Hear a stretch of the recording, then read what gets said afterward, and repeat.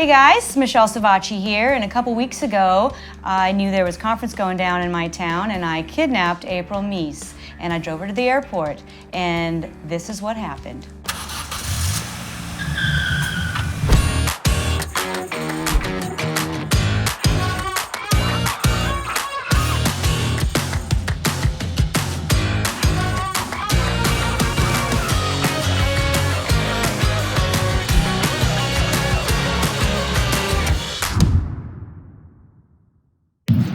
It's Michelle Savacci here. I'm in Walnut Creek, California with April Meese. Hey guys! Yay! And this is our first ever formal recording of Cosmetic Tattoo, Carpool, Karaoke, Kidnapping episode. Totally made that up. It could be a joke, it could not be, I don't know. We'll see where it ends up.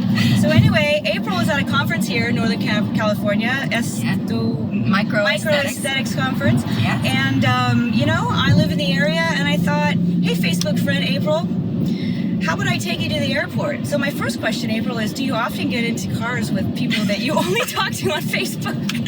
I mean, first of all... It's a whole catfish episode. Yeah, it is. It's so good. I mean, we've talked so many times, so I knew it would be great. And then the best part is when she said, let's do a carpool karaoke Facebook. It's like one of my favorite shows. Have you seen it? I said, Lord, I can't sing, so let's not scare the people, but it sounds like fun. So, hey, I'm for it. What would be really fun is if we really had like 2 hours and we could do the drive-through, like go get a chocolate frosty at Wendy's. And, like, yeah. But the best part is it'd be so much fun to us, but everybody else would be like, honestly, what? April, I really feel like more than half the stuff I do just on a daily, because I have young kids like you, is like, you gotta laugh internally. Yeah, like, totally. If you can't laugh internally, you're crying externally. That's exactly. So, you have to find the fun I'm in so it. excited that you're with me. This is a huge opportunity to just spend like 20 minutes. And I gotta say, one of the things I really love about this industry is, you know, you can network, and I mean, honestly, I, you know, love Facebook, hate Facebook, but I have been able to make some amazing connections just messaging people. Right. And I think if you're really, you know, real and honest with people, and you're, that you'll be reciprocated. Like, you know, I'm always welcomed when I reach out, and I think that when you're your most authentic self, like, people will receive you very well. And I think that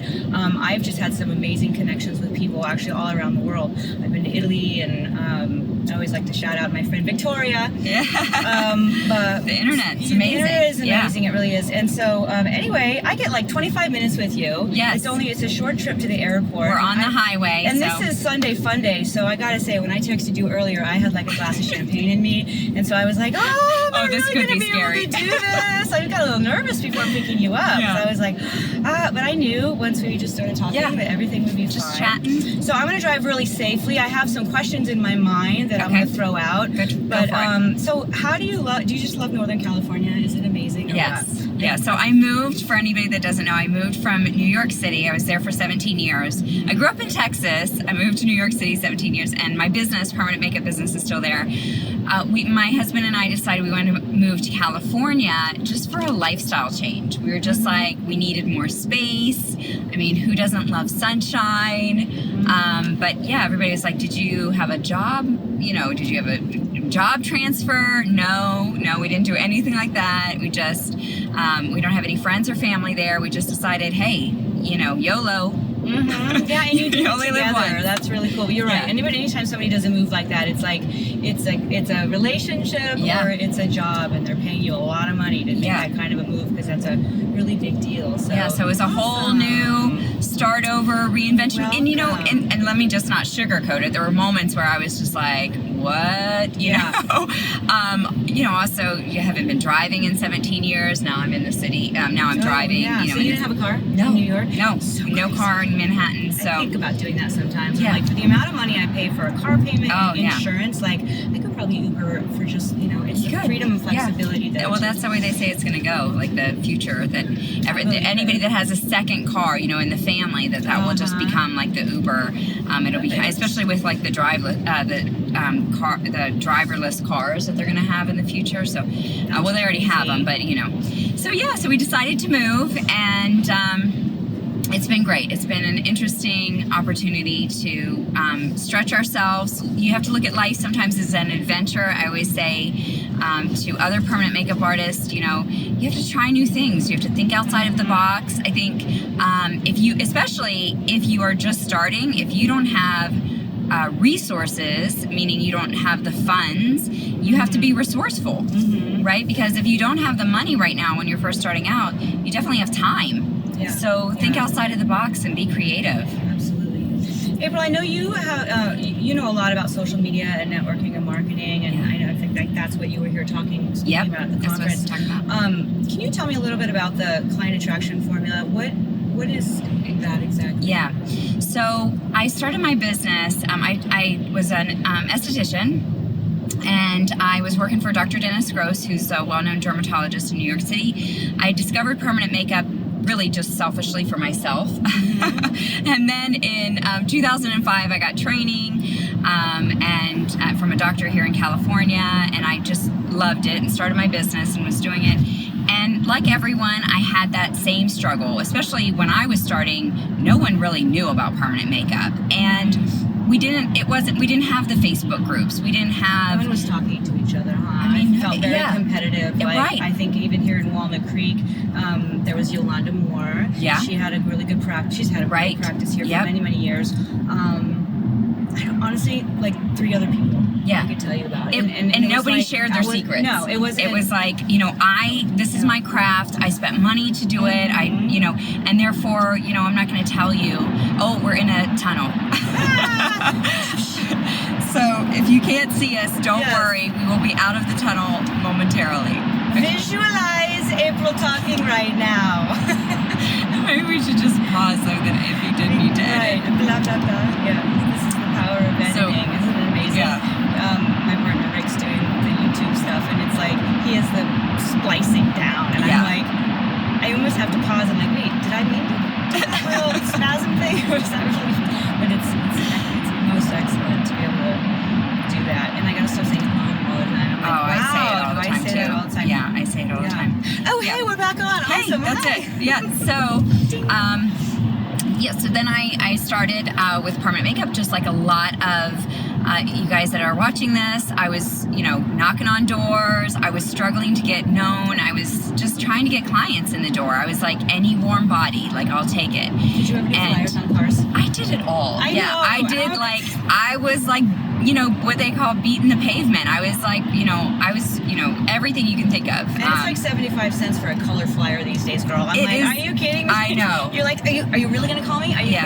So much has changed. I think in some ways, you know, some people would say, oh, well, we're in this like digital distraction, this time of like so much at our fingertips. But I really feel like,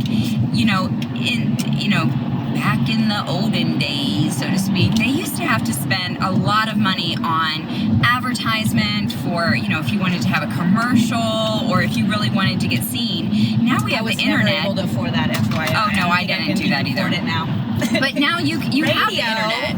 So you can you can reach, you know, large audiences. So it's so amazing. So so going back to your question, the client attraction formula was really just me taking all of my experience and figuring out what worked for me and what didn't work for me. And I'll tell you, I have, for those of you who know, I have twin girls, and I had a struggle with infertility for a long time.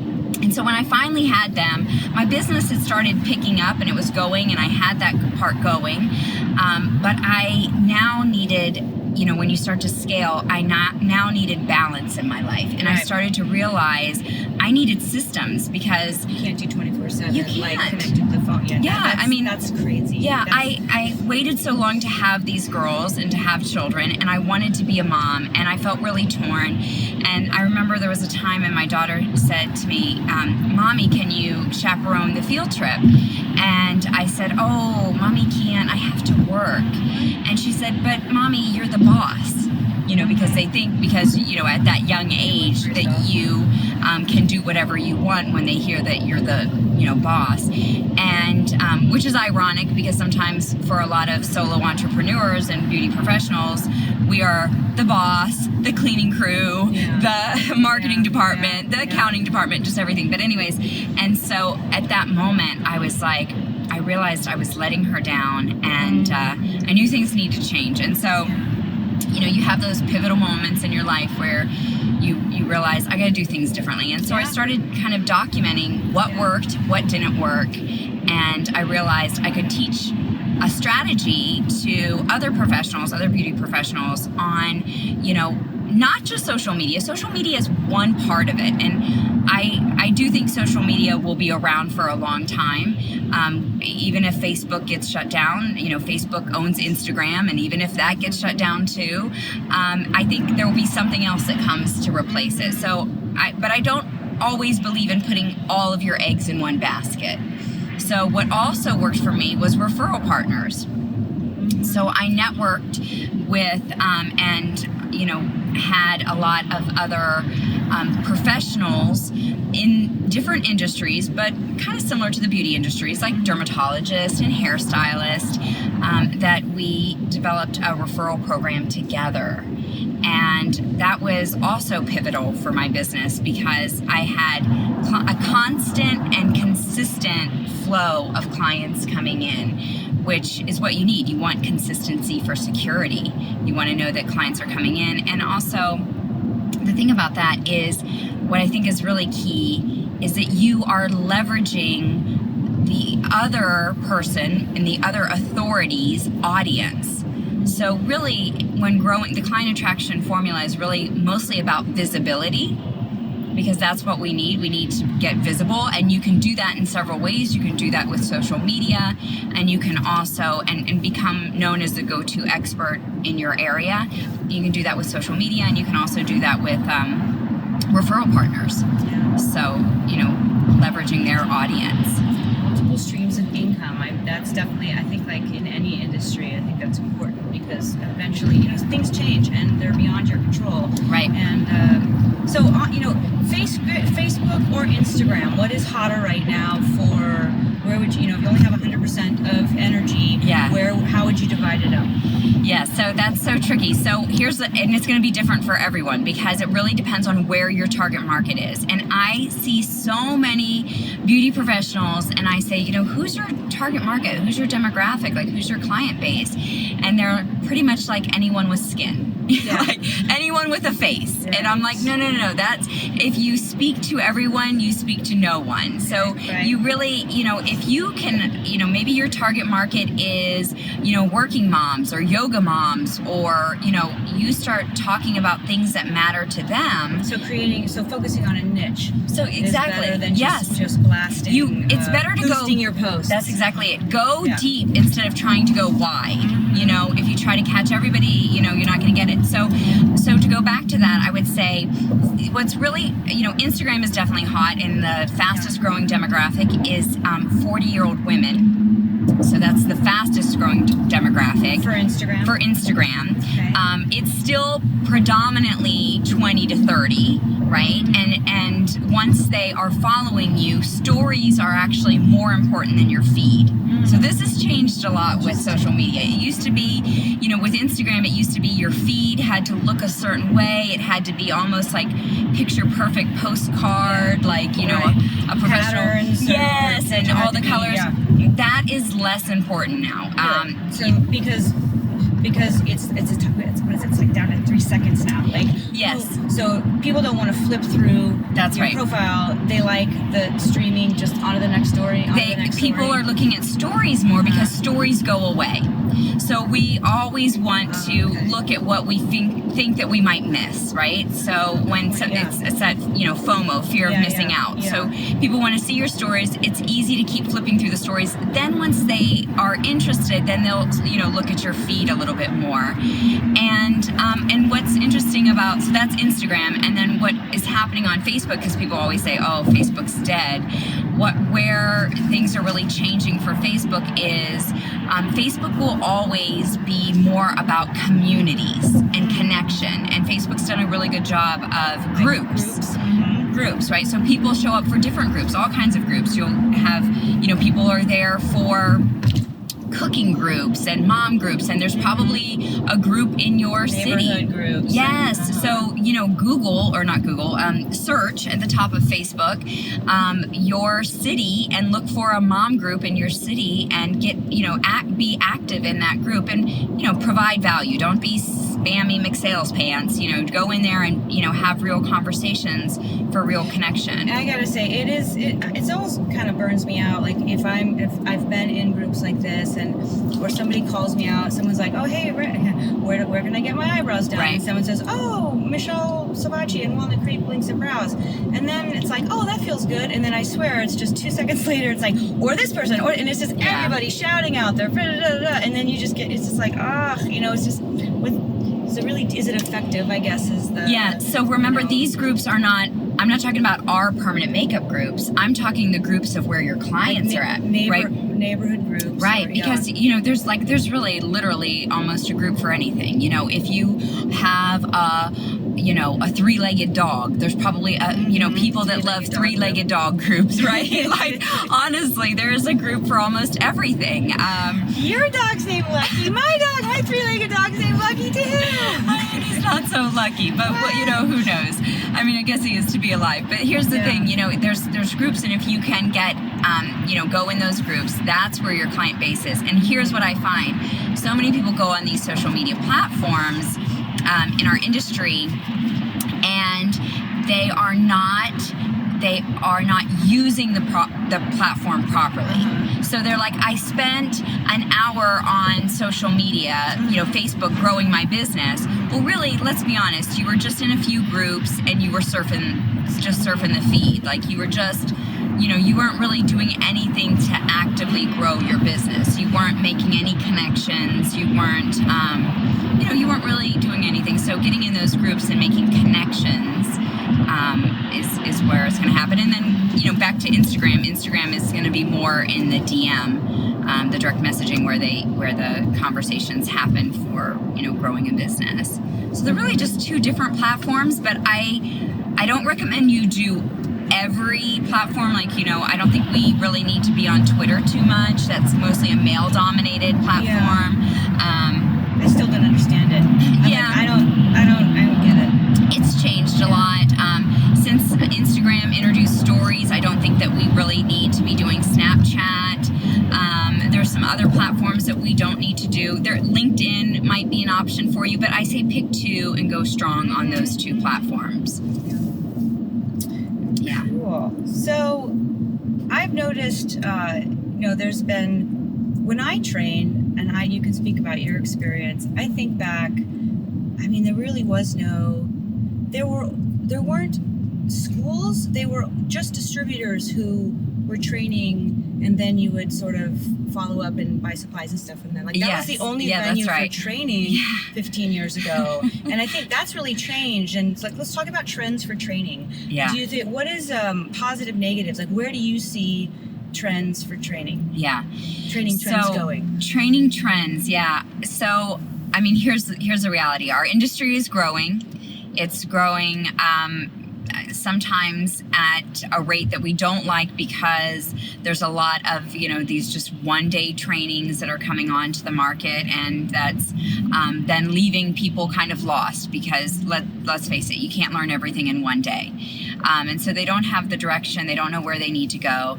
And I think, you know, really finding someone that is knowledgeable in the industry, that you have a connection with, that is going to, you know, give you the fundamentals, and then you usually could also go to them for advanced, that sitting there and really holding your hand. I think that is, I mean, man. More like mentorship. Yes, there's something to be said. Much like the body industry does it. And, you know, I think you're right. I think that there needs to be absolutely follow-up after initial training. I tell the people that choose to sit with me that I help, you know, it's like this, I'm throwing a lot at you. Right. And there's no way that you can absorb it. You will not leave here being a cosmetic tattoo artist. Like, you'll know what not to do. Right. You'll know how to do things safely. But I have a studio where we work side by side. So, I mean, months into it, my students are like, come here.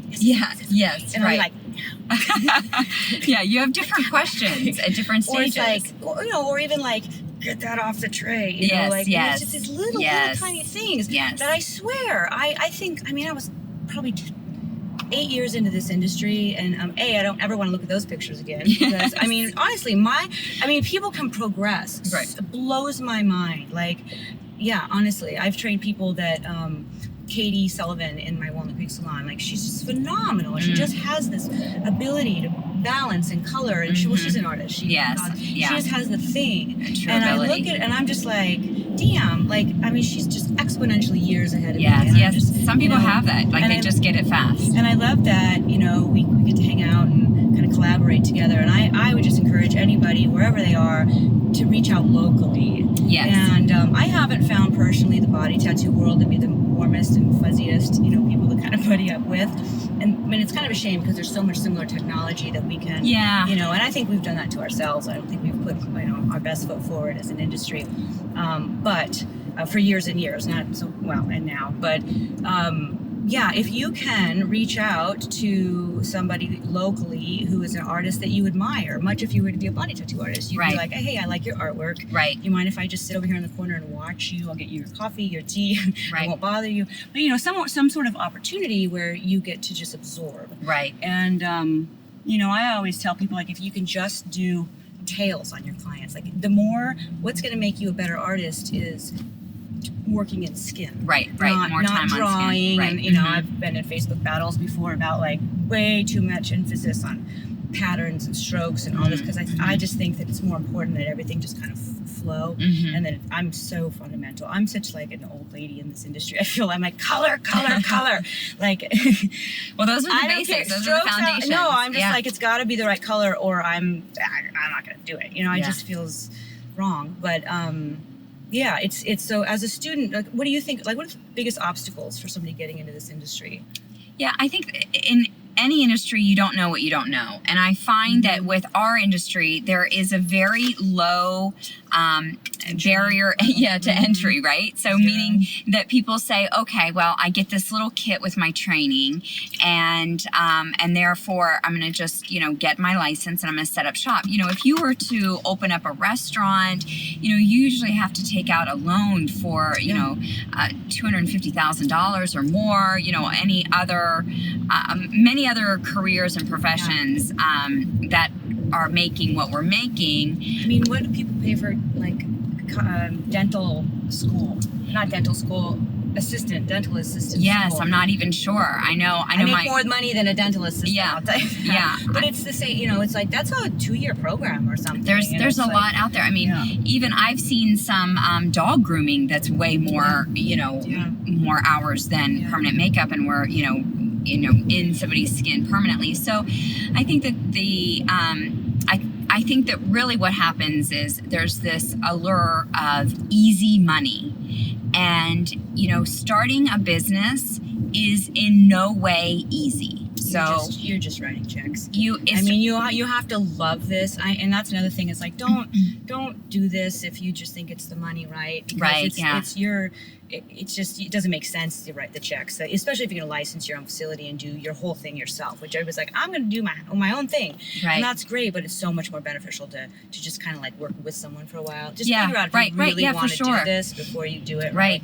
Yeah, because what I always say, that so much free work too. Starting a business entrepreneurship is not for the faint at heart.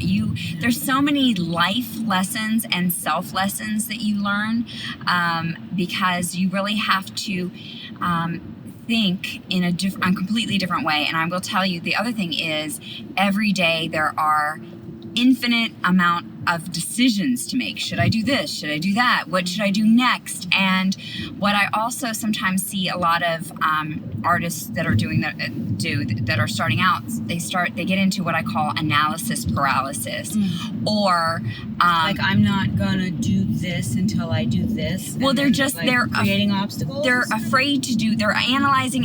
What should I do next? What should I do next? And then therefore they don't do anything. Yeah. Right. They're afraid to make a mistake, or sometimes I'll call it also perfectionism, procrastination, meaning that they're just like, I just want it to be perfect, and therefore they don't do anything. Yeah. And I'm like the opposite. I'm like, just do it. That's what I am. I'm a quick start. Hopefully I'm like, we can edit it later. But you know what? I mean, well, I've become that. I mean, I think there was definitely a time where I wasn't that, but I've definitely become more of a quick start. Did I tell you I'm at the side airport, not the Oakland airport? Girlfriend, you gotta tell me what? No, Jet Suites. Jet Suites.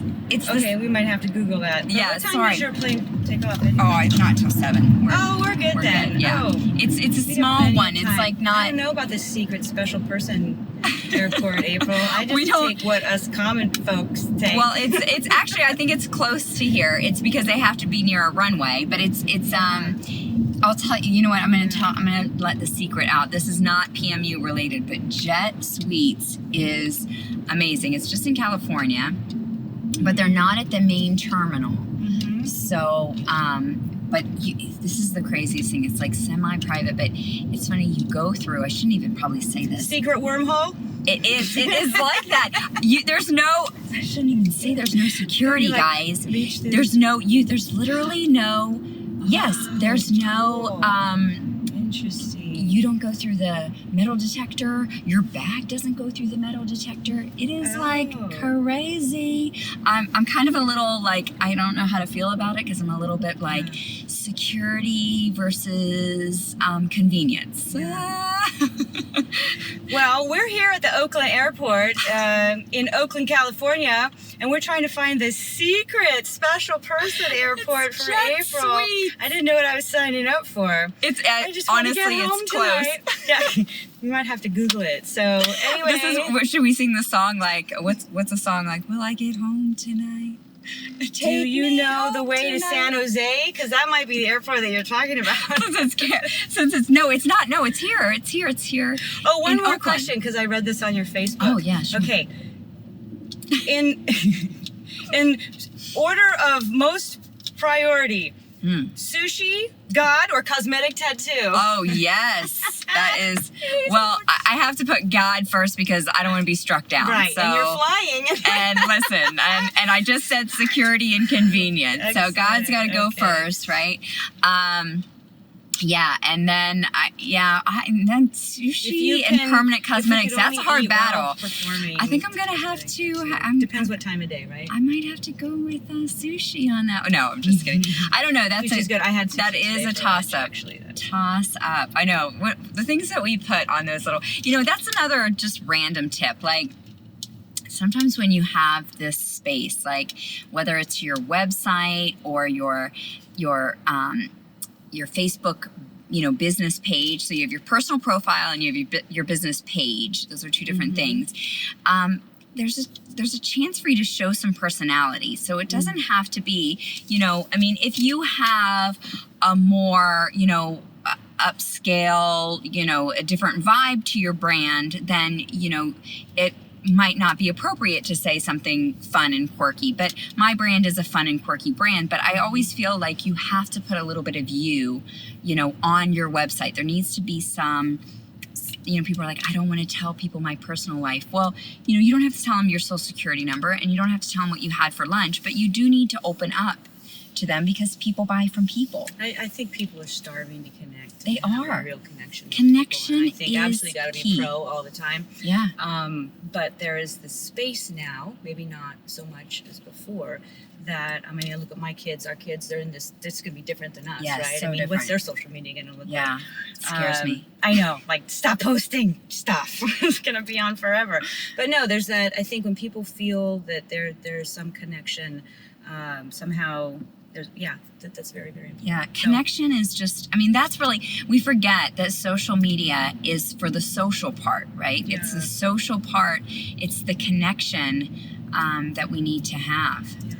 On that note, since now we're just doing loops around the airport, it has been an awesome opportunity to connect with you today, so much April. Fun. So thanks for joining us. It could be the only episode ever. This is going to go in the archives. Yeah, but anyway. Thanks for joining. We should say we are wearing our seatbelt. Oh, yeah. Totally. And she's had her eyes on the road. Yeah. And it was a straight shot mostly on the highway and And drive that glass safe, of champagne everyone. was like at least 5 hours ago, so I'm totally cool. I wasn't bringing that back up again. Hey kids, if you'd like to see more of Cosmetic Tattoo Carpool Kidnapping, go ahead and subscribe and hit the like button and go ahead and ring that bell so we can let you know when there are future episodes. Bye.